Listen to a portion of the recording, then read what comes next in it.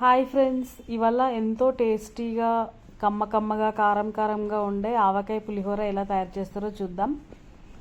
మనము సమ్మర్లో ఆవకాయ పెట్టుకుంటాం కదండి, దాంతో ఈ పులిహోర తయారు చేయడం చాలా ఈజీగా చేసుకోవచ్చండి. చాలా టేస్టీగా ఉంటుంది.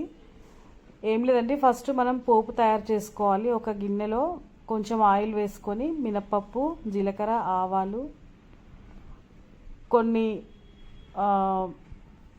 పల్లీలు అండ్ కొన్ని శనగపప్పు ఇవన్నీ వేసుకొని సిమ్లో పెట్టుకొని ఫ్రై చేసుకుంటూ ఉండాలి.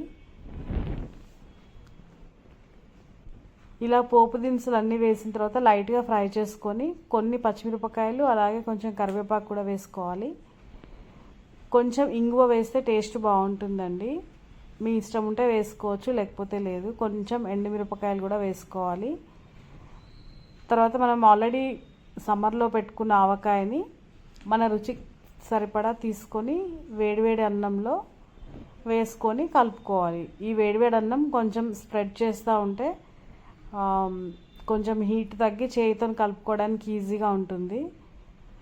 ఈ ఆవకాయని ఇలా అన్నం పైన వేసుకొని కొంచెం చల్లారిన తర్వాత చేయితో కలుపుకోవాలండి. చేయితో కలిపితే అన్నం అంతటికి ఆవకాయ బాగా పట్టి టేస్ట్ బాగుంటుంది.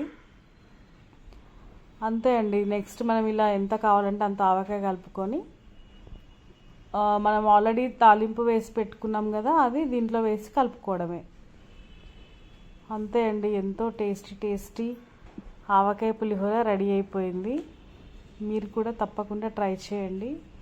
చాలా యమ్మీగా ఉంటుంది.